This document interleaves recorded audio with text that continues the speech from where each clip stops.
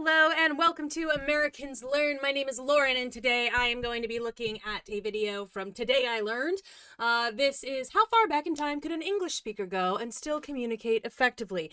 This is something that, as a person who has been invested in time travel stories since forever, I've always kind of wanted to know and never actually remembered the answer for when I've potentially asked the question. So I'm hopeful that Mr. Whistler here will in fact give me an answer that I'll remember.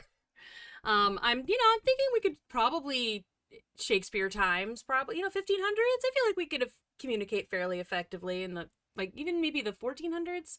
Just thinking about some of the writings we have from that time, it's we understand what it means. It would be sort of when you go back a little bit further, it kind of maybe feels a little bit more like me trying to communicate in Spanish, where it's I know some words, I know enough to have a basic conversation. So let's find out.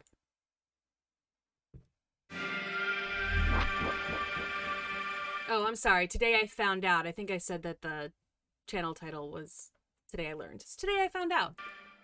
In the video today, we are answering a viewer question because Nikoptic asks us, if I was transported back in time to medieval times, like in Connecticut Yankee in King Arthur's court, could I still talk to people, or would we not understand each other? And just before we get started with today's video, I do want to say that it's brought to you by The Great Courses, plus you...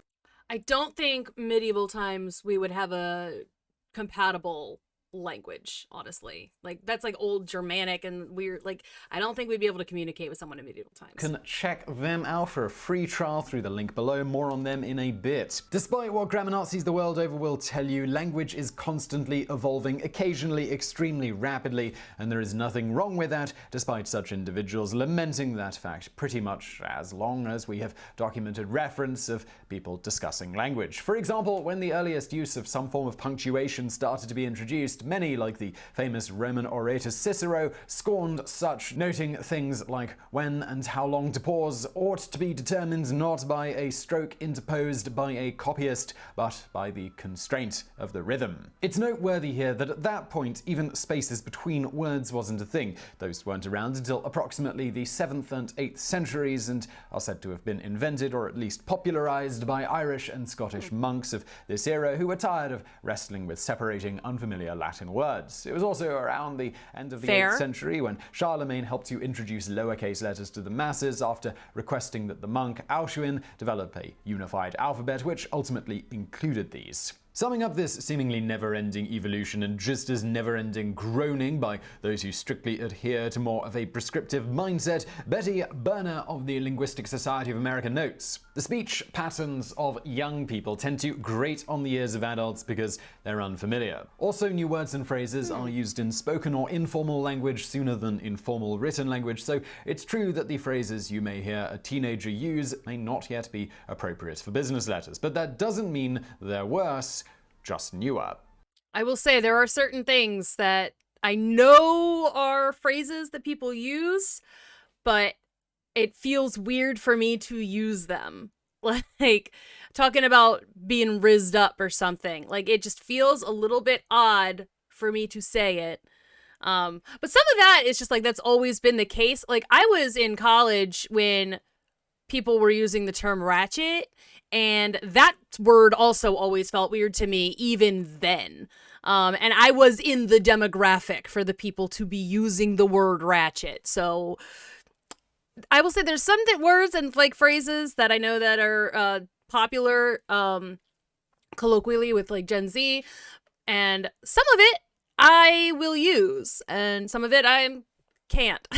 I don't want to be that hello fellow kids guy, I'm hip, And that's not to mention accents and how those change over time. Pertinent to the topic at hand today, if you were to travel back in time to Shakespearean times and listen to the bard speak, he would have actually sounded much more like one of the pirates on the Pirates of the Caribbean than the refined, received pronunciation accent that is so often associated with his work in modern times, and more on that in a bit. So with all of that in mind, let's look at the scenario in which you, as an English-only speaker, have invented a time machine and wish to take a little jaunt through history history to observe firsthand all the moronic things we humans have gotten up to over the centuries. Yeah, First of that's all, the I reason. do hope that you remembered to make your time machine a spaceship as well. Remember, along with orbiting around the sun at 66,000 miles per hour, the Earth is also rotating on its axis at about 1,070 miles per hour. On top of that, don't forget our whole solar system is rocketing through space around the center of the Milky Way at around 560,000 miles per hour. On top of all that, our galaxy is hurtling through space at around 670,000 miles per hour with respect to our local group of galaxies. You know, I don't think I've ever put that much thought into time travel. I feel like I have read a story once where they were like, well, we have to, account for where the Earth will be at the time you go there.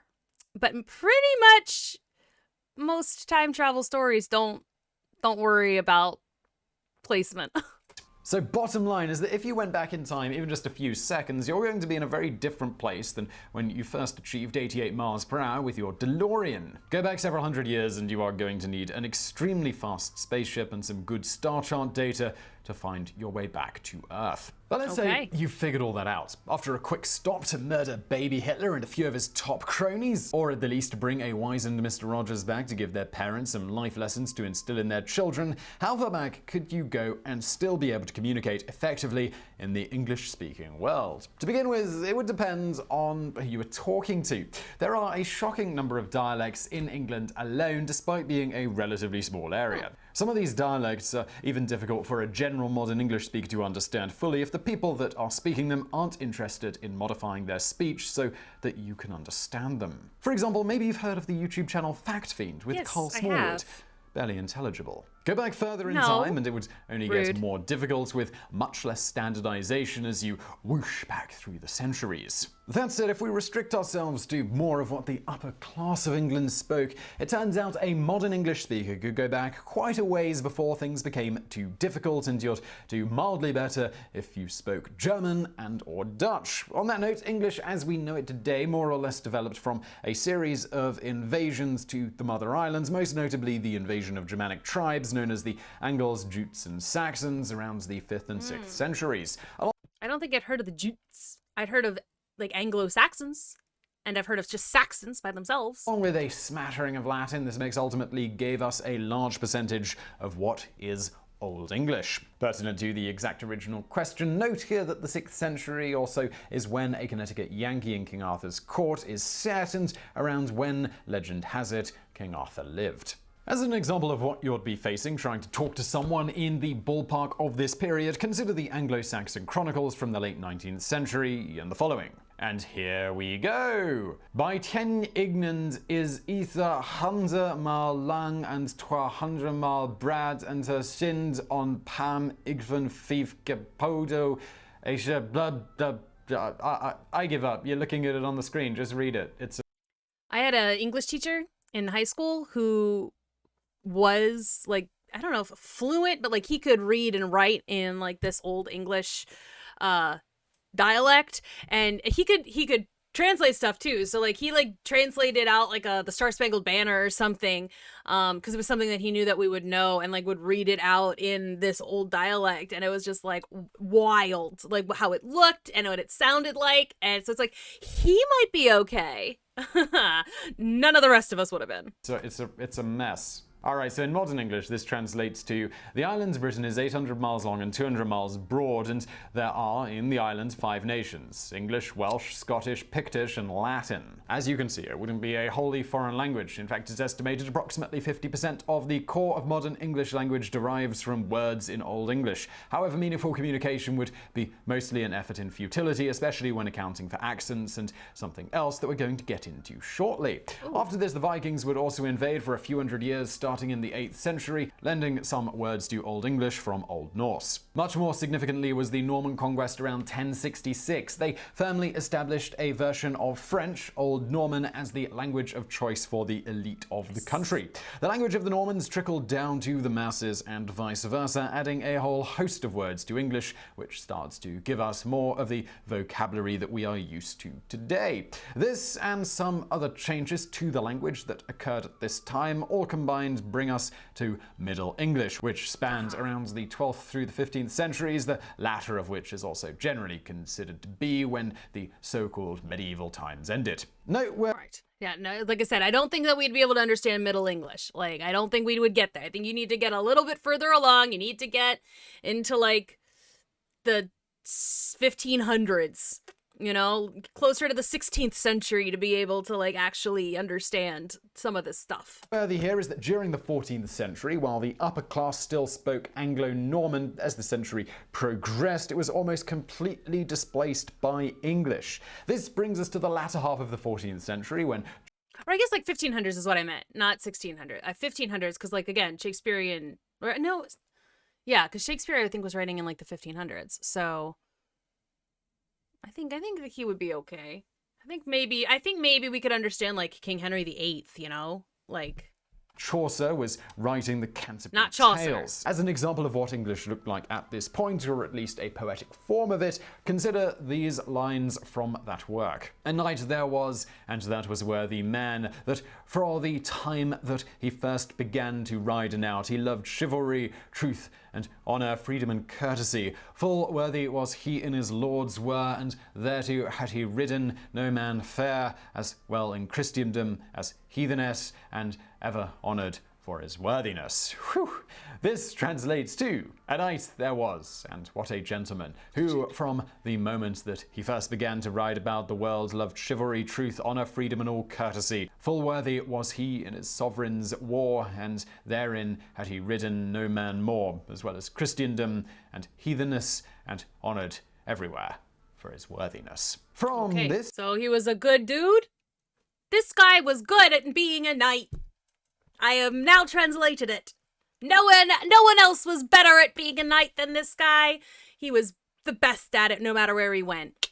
There it is. You might assume that you would be mildly conversational with a native from the time if you talked slowly enough. But it wouldn't be quite that easy owing to the way that the words would have been spoken. One of the principal problems is that while a lot of words might at this point be somewhat similar, this predated the bulk of what is known as the Great Vowel Shift, which occurred... Yeah, I think they like knight would have still been Knigget, right? Like they would have still said they're like silent letters wouldn't have really been a thing. Primarily from around the mid-14th century through the 16th century or so. Ooh, in a nutshell, okay. This is where the pronunciation of various vowels in the English language changed considerably. For example, in Middle English, the word bite would have been pronounced beat, and something like the word meat would have been pronounced like mate. This could get really awkward, for example, if a native of the time asked you if you wanted to meet later.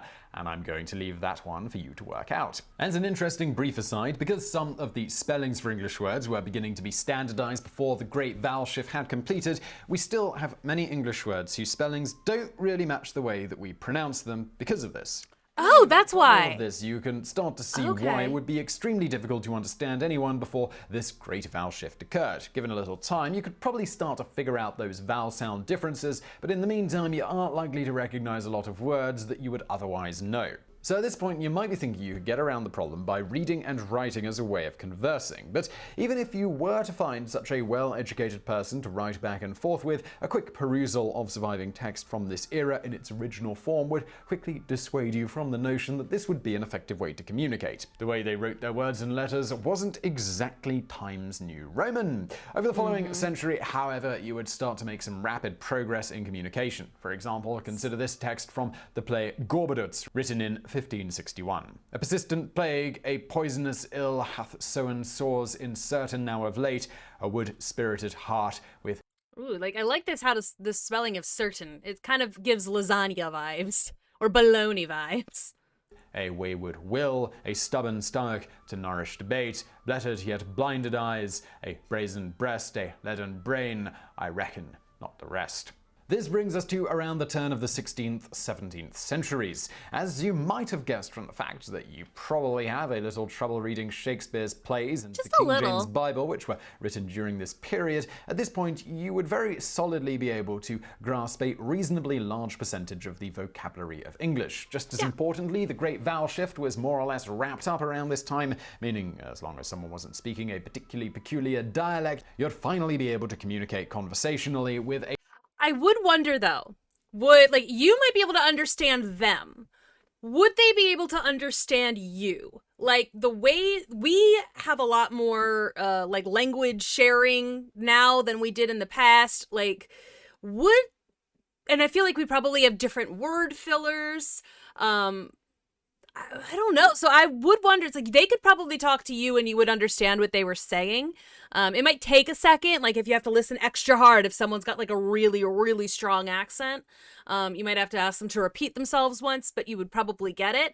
But like you with your modern talking, would they understand what you have to say? A reasonably large percentage of the English-speaking world. Speaking of dialects, you also wouldn't have quite as much trouble with that at this point either, as the language was starting to become somewhat standardized, with London more or less functioning as the epicenter of that standardization. Also, just because like we think about words, like Shakespeare apparently invented a whole slew of words. I mean, I don't know, this, like mythologically speaking, at least, you know, anecdotally, whatever, you know, the words like elbow or like umbrella or things like that didn't exist. I don't remember if umbrella's one, but like there were words that Shakespeare created. So if you're speaking to someone pre-Shakespeare, like just before Shakespeare, and you mention like, I banged my elbow, like, you know, would they understand what you're talking about? Just because like we have more words to mean different things.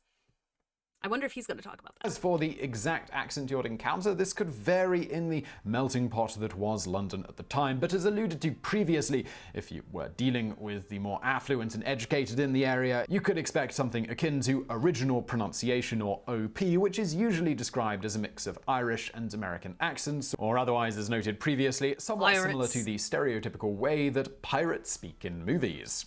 This perhaps isn't that surprising, as another accent OP is often thought to sound like is the West Country English accent, which in turn directly inspired the way Hollywood has pirates talk. More on why this is the case in the bonus facts section in just a little bit.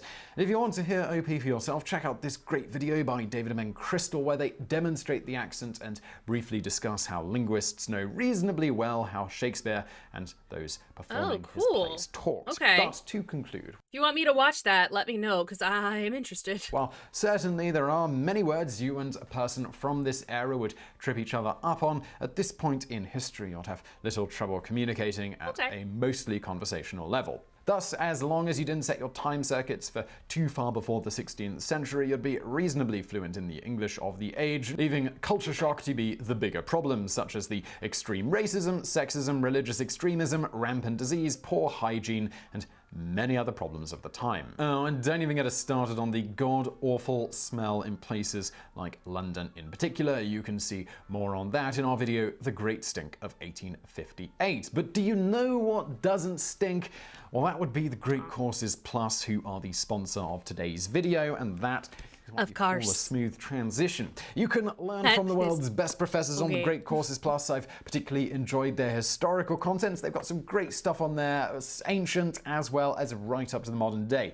It's all top-notch stuff taught by some of the best educators in the world. Just to give you an idea of the depth here, related to the history of language, obviously a bit of a theme in today's video, they've got courses on the story of human language, language families of the world, and even Latin 101, or, you know, more practical stuff as well if Latin isn't your thing. Further, just to demonstrate quite how deep this goes, they've also got a course on robotics, because, you know, with 11,000 courses there is a great degree of range. Basically, the Great Courses Plus is like a university education, but it's at your own pace. There's no tests, there's no schedules, and it's incredibly easy to access. You can do it on your PC, your tablet, your phone. It's all very easy. They've even recently added audio streaming so you can listen and learn on the move. Further, like I said, there's 11,000 lectures to choose from. It's also been recently optimized, as well as the US, for also the UK and Australia. So if you're in either of those countries, it's easier to access than ever. So yes, great stuff. You can try it for free as well. Just go to thegreatcoursesplus.com/brainfood or click the link in the description below. Doing that really. I don't know if Great Courses is still a thing, but if it is, just, you know, be careful about any free trials, just in general, because I have heard things like Skillshare will say you can do a month for free, but if you don't cancel within the first 2 weeks, they charge you for the year. So, like, that sounds like something interesting to look at, but just be careful and read the fine print as ever with anything like this. It really does help support the show, and let's get into those bonus facts. As noted, the West Country accent directly inspired the way that pirates stereotypically speak in Hollywood productions. This is all thanks to one man, Robert Newton, and the 1950s version of Treasure Island, which pretty much set the standard for the modern conception of how to speak like a pirate. In the film, Newton, who played Long John Silver, just so happened to be from the same area of England that the fictional Long John Silver was from, England's West Country. Thus, he went ahead and used that dialect for the character. Noteworthy here is that fishing and shipyards were a part of everyday life in the West Country, and thus maritime slang was often used as well, much of which was adopted by Newton for the character in the film. That's really cool. I like it when like that kind of level of authenticity can be brought, you know? It's like, you know, I know how these people talk. I'm gonna talk the way I talk because he was from my area. And like, you know, if you were able to bring in certain slang and stuff, that was always really cool. If an actor has like the like life experience to bring something extra special to a character, I always love that. Perhaps the most popular pirate speak expression that comes from this is "Arr!" Despite that, there is no documented evidence that this was ever a thing that pirates said historically. However, where this was spoken in regular conversation was in the West Country when Newton was growing up in the early 20th century. Here, "Arr!" more or less functioned as an expression that acted as confirmation, sort of like okay. However, while it is always possible that this expression was around in the West Country during the so-called golden age of piracy from about the mid-17th to mid-18th centuries, it is unlikely it would have been remotely the norm among the general pirate populace. As noted by historian Colin Woodard, pirate ships included large numbers of Scots, Irish, Africans, and French, as well as a smattering of Dutchmen, Swedes, and Danes. Of those of English origin, the largest number were probably from London, then by far the Empire's largest port and city. I feel like a lot of the British pirates would have, I feel like the ones that we know about, almost all of them ended up being privateers too. Whatever the case, after Robert Newton's popular portrayal of the character of Long John Silver in the film and TV sequels, his accent and various things he said became more or less the gold standard for how a pirate should look and talk. So, I mean, I wonder how that would feel. Like, you play one pirate, that sounds like twice, but you are the author of how pirates are perceived forever after. That's gotta feel kind of cool. Like, you know, I created this, I did one character one time, and now it is the go-to for how every character like this should ever be. It's a lot of power. I really hope you found that video interesting. If you did, please do smash that like button below. But more important than that, go check out the Great Courses Plus. There is a link below. Doing that is a free way to support the show. It would be awesome if you did that, and I'll see you next time. Bye-bye. Okay, that's cool. I feel like that is interesting. Today I found out.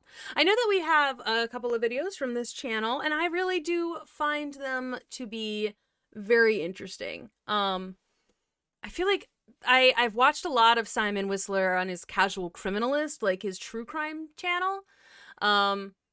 So it is interesting for me to like kind of go over and see some of these shorter presentations, and I do find them interesting. I hope you did too. I mean, the Great Courses thing sounds fascinating. Again, it was 4 years ago this video came out, so I'm not even sure if Great Courses is still available. But it's interesting. And don't forget to support our channel. We have little shot glasses. This one says bartender on it. We have ones for Americans Learn. We have one for the anime channel. We have one for the Chicago Reacts channel. Just, you know, the link for it should be in the description box below. And let me know what I should react to next. I will see you all in the next video.